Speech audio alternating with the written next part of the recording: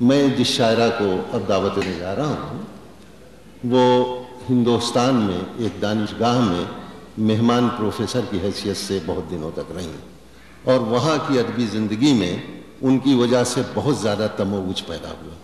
اس تموج کے علاوہ ان کے جو اکتسابات اب تک رہے ہیں، میں یہ سمجھتا ہوں کہ ادبی حلقوں میں اس کی بازگشت ہر جگہ پر ہوئی جہاں جہاں پر ان کی کتابیں پہنچیں اور ان کا کلام سنا گیا۔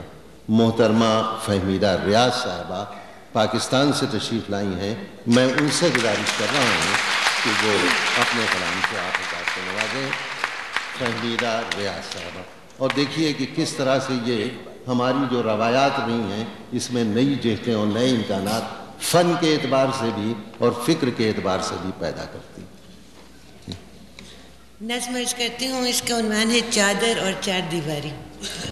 یہ کہ حضور میں سیاہ چادر کا کیا کروں گی، حضور میں اس سیاہ چادر کا کیا کروں گی، یہ آپ کیوں مجھ کو بخشتے ہیں بسد عنایت۔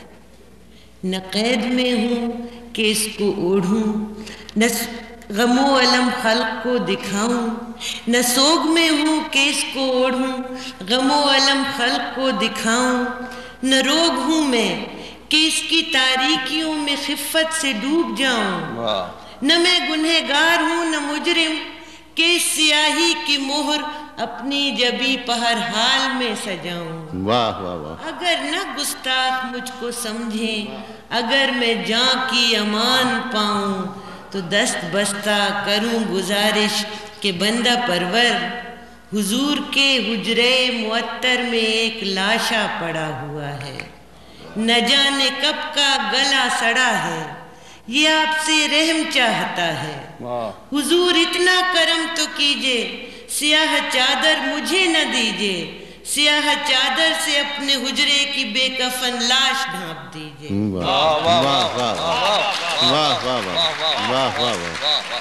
کہ اس سے پھوٹی ہے جو عفونت، وہ کوچے کوچے میں ہانپتی ہے، وہ سر پٹکتی ہے چوکھٹوں پر، برہنگی تن کی ڈھانپتی ہے، اور سنے ذرا دل خراش چیخیں بنا رہی ہیں عجب حیولے جو چادروں میں بھی برہنہ ہیں۔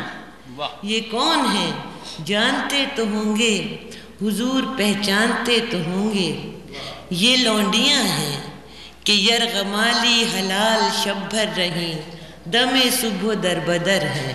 یہ باندیاں ہیں حضور کے نطفے مبارک کے نصف ورثے سے معتبر ہیں۔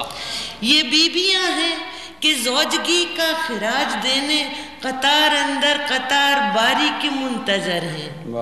یہ بچیاں ہیں کہ جن کے سر پر پھرا جو حضرت کا دست شفقت، تو کم سنی کے لہو سے ریش سپید رنگین ہو گئی ہے۔ حضور کے حجرے معطر میں زندگی خون رو گئی ہے، پڑا ہوا ہے جہاں یہ لاشا، طویل صدیوں سے قتل انسانیت کا یہ خون چکاں تماشا۔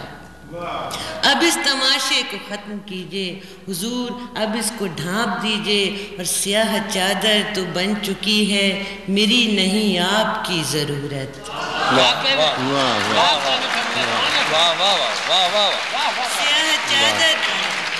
سیاہ چادر تو بن چکی ہے، میری نہیں آپ کی ضرورت، آپ کی ضرورت، کہ اس زمین پر وجود میرا نہیں فقط ایک نشان شہوت، حیات کی شاہراہ پر جگمگا رہی ہے میری ذہانت، زمین کے رخ پر جو ہے پسینہ تو جھلملاتی ہے میری محنت۔ یہ چار دیواریاں، یہ چادر، گلی سڑی لاش کو مبارک۔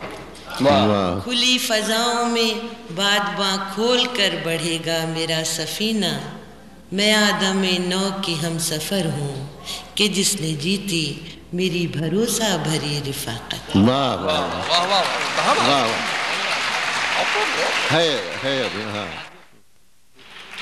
مگر وقت واقعی کم ہے، ایک نظم میں آپ کو پڑھ کے سنا دوں۔ کچھ عرصے پہلے یہاں یاسر عرفات واشنگٹن میں بالآخر پہنچے تھے، ایک نظم میں نے لکھی تھی، عرض فلسطین، یاسر عرفات سے مجھے ہماری ملاقات ہو سکی تھی اسی زمانے میں جب میں جامعہ ملیہ میں تھی. یاسر عرفات دلی آئے تھے.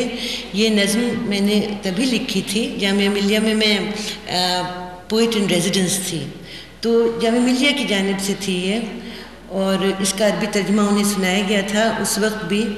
آج میں آپ کے سامنے سناتی ہوں آپ کی اجازت سے. اس کا عنوان تھا عرض فلسطین، اور اس وقت تک تو کسی قسم کا کوئی سمجھوتا نہیں تھا. یہ عرض فلسطین، عرض فلسطین، اے گہوارہ علم و تمدن، تہذیبوں کے ساحل پر بسنے والے اے ننھے طائر، استبداد کا پنجہ خونی کب سے تیرے دل میں گڑا ہے، کب سے پھڑک رہے ہیں بازو، کب سے لہو رستا جاتا ہے. پھر یہ یاسر عرفات ہی کے لیے ہے کہ اے فرزند فلسطین دیکھ افق پر اپنے پھیلے بازو. اے فرزند فلسطین دیکھ افق پر اپنے پھیلے بازو، یہ کرموں کی تنی ترازو، دیکھ کے ان کے دو پلڑوں میں مظلوموں کا ہر نوجنما اپنا آپا تول رہا ہے. سن کے زمانہ بول رہا ہے، ایک اونچی لے ڈھال رہا ہے، چھیڑ رہا ہے تیرا ترانہ، سب کچھ کھو کر گھائل ہو کر تو نے دیا نادار جہاں کو زیست کا ایک تازہ پیمانہ. تو نے سکھایا ظلم نہ سہنا، مقتل میں گردن نہ جھکانا، اور وہوا جرت بے سر و ساما شاہوں نے سیکھا شرمانا. اور سازش کو سازش ہی سمجھنا، سمجھوتوں کا نام نہ دینا، کھن کھن کھرے لہو کے سکے ہستی کو کم دام نہ لینا. اور تیرے یقین پہ نثار ہوا ایک عالم امکان، دیکھ کے تجھ کو خود پہ بھروسہ ہم نے کیا ہے. اور جاہو حشم کے ایوانوں سے تو نے لیا کیا، جو تو نے دنیا کو دیا ہے آج تیرا مقروض زمانہ. واہ.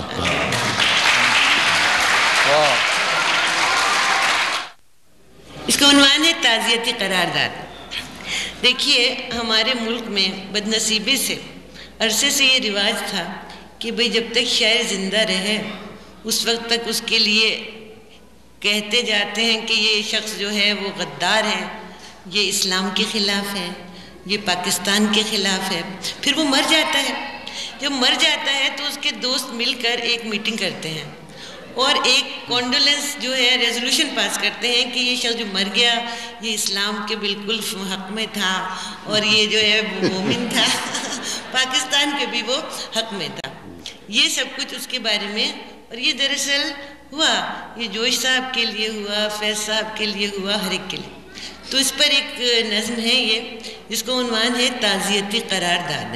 تعزیتی قرارداد، کنڈولنس ریزولوشن. کنڈولنس ریزولوشن یہ کہ یارو بس اتنا کرم کرنا، پس مرگ نہ مجھ پہ ستم کرنا. پیچھا ہے. یارو بس اتنا کرم کرنا، پس مرگ نہ مجھ پہ ستم کرنا، مجھے کوئی سند نہ عطا کرنا دینداری کی. مت کہنا جوش خطابت میں دراصل یہ عورت مومن تھی. مت اٹھنا ثابت کرنے کو ملک و ملت سے وفاداری، اور مت کوشش کرنا اپنا لے حکام کم از کم لاش میری. اور یاراں یاراں کم ظرفوں کے دشنام تو ہیں اعزاز میرے. ممبر تک خواہ وہ آ نہ سکیں، کچھ کم تو نہیں دلبر میرے دمساز میرے. اور ہے سر حقیقت جام نہاں، اور خاک و صبا ہم راز میرے. توہین نہ ان کی کر جانا، خوشنودی محتسباں کے لیے میت سے نہ معافی منگوانا. واہ واہ واہ واہ. یہ ہے کہ بھئی نماز جنازہ نہیں پڑھیں گے، یہ نہیں تو ہے کہ تدفین میری گر ہو نہ سکے مت گھبرانا، جنگل میں لاش کو چھوڑ آنا. یہ خیال ہے کتنا سکون افزا، جنگل کے درندے آ لیں گے، بن جانچے میرے خیالوں کو وہ ہاڑ میرے اور ماس میرا اور میرا لال بدخشاں دل سب کچھ خوش ہو کر کھا لیں۔ وہ سیر شکم ہونٹوں پہ زبانیں پھیریں گے اور ان کی بے عیسیاں آنکھوں میں چمکے گی۔ تم شاید جس کو کہہ نہ سکو وہ سچائی، یہ لاش ہے ایسی ہستی کی جو اپنی کہنی کہہ گزری تاعمر نہ ہرگز پچھتائی۔ یہ موقع ہے، کیا سناؤں میں آپ کو؟ کیا سننا چاہتے ہیں؟ کیا میں غزل نہیں لکھتی، ان سے نظم سنیے حضرات۔ آپ کوئی بھی سنائے، اپنی پسند بولو، کوئی بھی سنائے۔ آپ کو میں نظم سناتی ہوں اپنی، آپ کو اس کا موضوع مختلف لگے گا۔ یہ ہے لاؤ ہاتھ اپنا لاؤ ذرا۔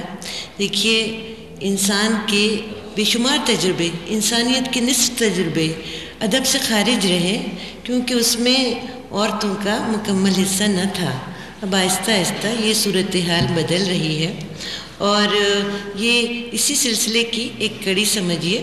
یہ تو ایک عالمی تبدیلی ہے، اور اس لیے میں سمجھتی ہوں کہ پڑھنے والوں کو، سننے والوں کو زندگی کے اس حسین تجربے سے، جو کہ مرد حاصل نہیں کر سکتے لیکن جو انسانی تجربہ ہے، اس سے لطف اندوز ہونا چاہیے، اس کو سمجھنا چاہیے، اس کی خوبصورتی۔ یہ ہے لاؤ ہاتھ اپنا لاؤ ذرا، چھو کے میرا بدن اپنے بچے کے دل کا دھڑکنا سنو۔ واہ واہ، لاؤ ہاتھ اپنا لاؤ ذرا، چھو کے میرا بدن اپنے بچے کے دل کا دھڑکنا سنو۔ ناف کے اس طرف اس کی جنبش کو محسوس کرتے ہو تم؟ ہاں یہیں چھوڑ دو اور کچھ دیر تک اپنے اس ہاتھ کو میرے ٹھنڈے بدن پر یہیں چھوڑ دو۔ میرے بیکل نفس کو قرار آ گیا، میرے عیسیٰ، میرے درد کے چارگر، میرا ہر موئے تن اس ہتھیلی سے تسکین پانے لگا۔ اس ہتھیلی کے نیچے میرا لال کروٹ سی لینے لگا۔ انگلیوں سے بدن اس کا پہچان لو، تم اسے جان لو۔ چومنے دو مجھے اپنی یہ انگلیاں، ان کی ہر پور کو چومنے دو مجھے، اور ناخنوں کو لبوں سے لگا لوں ذرا، اس ہتھیلی میں منہ تو چھپا لوں ذرا۔ پھول لاتی ہوئی یہ ہری انگلیاں میری آنکھوں سے آنسو ابلتے ہوئے، ان سے سینچوں گی میں پھول لاتی ہوئی انگلیوں کی جڑیں۔ چومنے دو مجھے اپنے بال، اپنے ماتھے کا چاند، اپنے لب، یہ چمکتی ہوئی کالی آنکھیں، یہ کچھ مسکراتی یہ حیران آنکھیں، میرے کانپتے ہونٹ میری چھلکتی ہوئی آنکھ کو دیکھ کر کتنی حیران ہیں۔ تم کو معلوم کیا، تم کو معلوم کیا، تم نے جانے مجھے کیا سے کیا کر دیا۔ میرے اندر اندھیرے کا آسیب تھا، یا کراں تا کراں ایک انمٹ خلا، یوں ہی پھرتی تھی میں زیست کے ذائقے کو ترستی ہوئی، دل میں آنسو بھرے سب پہ ہنستی ہوئی۔ تم نے اندر میرا اس طرح بھر دیا، پھوٹتی ہے میرے جسم سے روشنی، اور سب مقدس کتابیں جو نازل ہوئیں، سب پیمبر کے اب تک اتارے گئے، اور گیت، سنگیت، سر، پھول، کلیاں، شجر، صبح و دم، پیڑ کی جھولتی ڈالیاں، ان کے مفہوم جو بھی بتائے گئے، خاک پر بسنے والے بشر کو مسرت کے جتنے بھی نغمے سنائے گئے، سب رشی، سب منی، انبیاء، اولیاء، خیر کے دیوتا، حسن، نیکی، خدا، آج سب پر مجھے اعتبار آ گیا۔ واہ واہ واہ، بہت اچھا،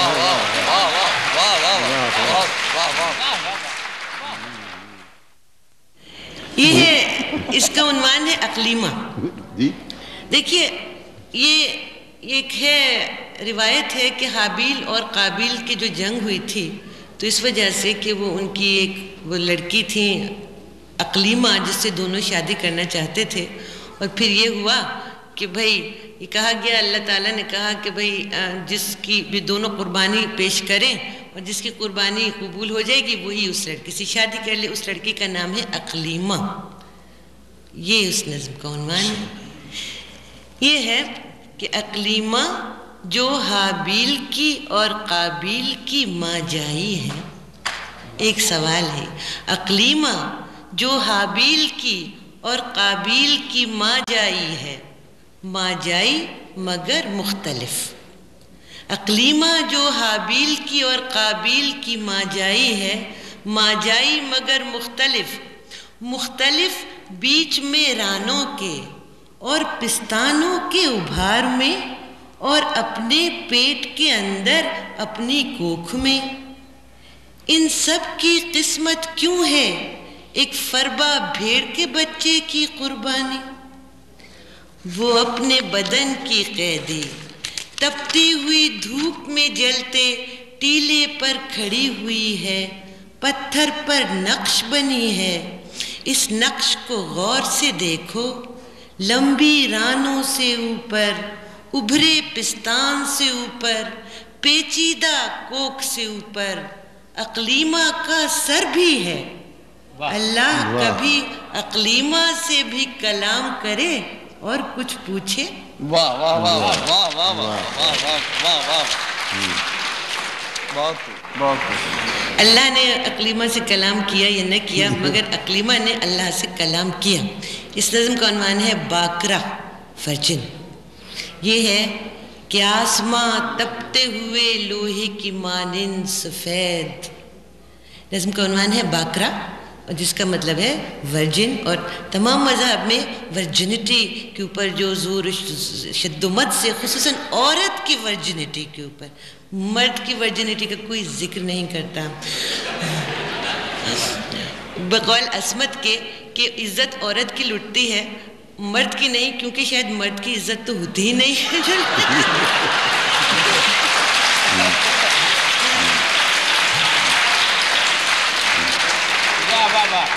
یہ کہ آسماں تپتے ہوئے لوہے کی مانند سفید، ریگ سوکھی ہوئی پیاسے کی زباں کی مانند، اور پیاس حلقوم میں ہے، جسم میں ہے، جان میں ہے. سر بزانوں ہوں جھلستے ہوئے ریگستاں میں، تیری سرکار میں لے آئی ہوں یہ وحش ذبیح. مجھ پہ لازم تھی جو قربانی سو میں نے کر دی، اور تیرا فرمان یہ تھا اس پہ کوئی داغ نہ ہو، سو یہ بے عیب اچھوتا بھی تھا اندیکھا بھی. اور بے کراں ریگ میں سب گرم لہو جذب ہوا، دیکھ چادر پہ میری سبت ہے اس کا دھبا. اور اے خداوند کبیر، اے جبار متکبر و جلیل، ہاں تیرے نام پڑھے اور کیا ذبح سے.